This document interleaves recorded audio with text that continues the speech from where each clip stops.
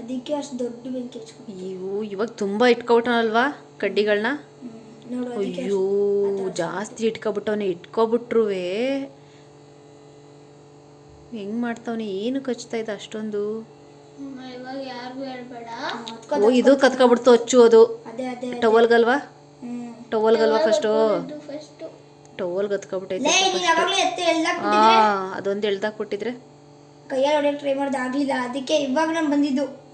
ಅದೊಂದು ಅಚ್ಚು ಎಳ್ದಾಕ್ಬಿಡ್ಬೋದಾಗಿತ್ತು ನೀನು. ಅದೊಂದೇ ಒಂದು ಇವಾಗ ಮೇಲ್ಗಡೆ ಹತ್ಕೋತಲ್ಲ, ಅದೊಂದು ಎಳ್ದಾಕ್ಬಿಡ್ಬೋದಾಗಿತ್ತು. ನೀನು ಅದನ್ನ ನೀನು ನೀಟಾಗಿ ಎಳ್ದಿಲ್ಲ, ಅದಕ್ಕೆ ಅದು ಹತ್ಕೊಬಿಟ್ಟೈತೆ ಫುಲ್ಲು. ಇಲ್ಲಿ ಈ ಟವಲ್ನ ಎಳ್ದಿಬೇಕಾಗಿತ್ತು. ನೀನು ಎಳಿಬೇಕಾದ್ರೆ ಅದು ಇದಕ್ಕೆ ತಾಕೋಬಿಡ್ತು. ನೀನು ಅದೊಂದಕ್ಕೆ ಆದರೆ ನೀನು ಆರಾಮಾಗಿ ಎಳಿಬೋದಿತ್ತು. ಕೆಳಗಡೆ ಮಾತ್ರ ಹಚ್ಕೋತಿತ್ತು, ಮೇಲ್ಗಡೆ ಹಚ್ಕೊಬಿಡ್ತೀವಿ. ಇವಾಗ ನಮ್ಮ ಇವಾಗ ಯಾರಿಗೂ ಸೆಂಡ್ ಮಾಡಬೇಡ ಆಯ್ತಾ? ಅಮ್ಮ ವಿಡಿಯೋ ಮಾಡ್ಕೊಂಡೆ ಅಜ್ಜಿ, ಯಾರಿಗೂ ಸೆಂಡ್ ಮಾಡಬೇಡ. ಸೆಂಡ್ ಮಾಡದೇ ಇರೋದಕ್ಕೆ ವಿಡಿಯೋ ಮಾಡ್ತಿರೋದು.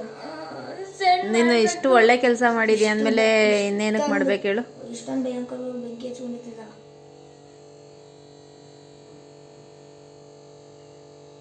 ಒಳಗಡೆ ನೀರು ತಗೊಂಡಿವಾಗ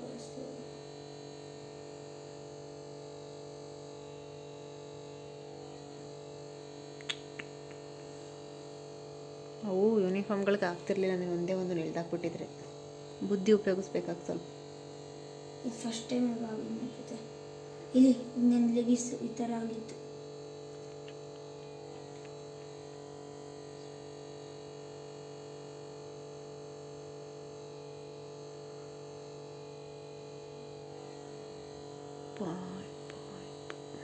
ನನ್ನ ಲೆಗನ್ಸು ಮತ್ತು ನನ್ನ ಟ್ರ್ಯಾಕ್ ಸೂಟ್ ಸುಡ್ತಿದ್ದೆ ಇವಾಗ.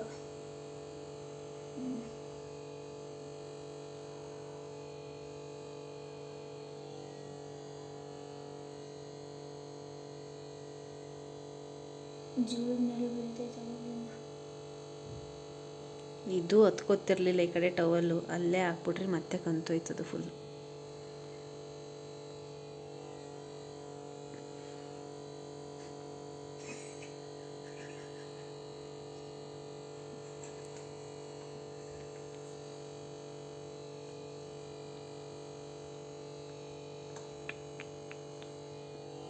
ಅಷ್ಟು ಬಟ್ಟೆ ಇಷ್ಟು ಎಷ್ಟೊಂದು ಟವಲ್ ಇತ್ತು. ಎಲ್ಲ ಎಷ್ಟು ದುಡ್ಡು? 10,000 ರೂಪಾಯಿ ಲಾಸ್ ಇವತ್ತು. ಮೇಲ್ಗಡೆ ಪೇಂಟು ಆಯಿತು, ಬಲ್ಪು ಪೇಂಟು ಬಲ್ಪ್ ಕರೆಕ್ಟ್ ಆಗೈತೆ. ಮೆಲ್ಟ್ ಆಗ್ಬಿಟ್ಟೈತೆ ನನ್ನ ಮಗನೇ. ಕಾಂತ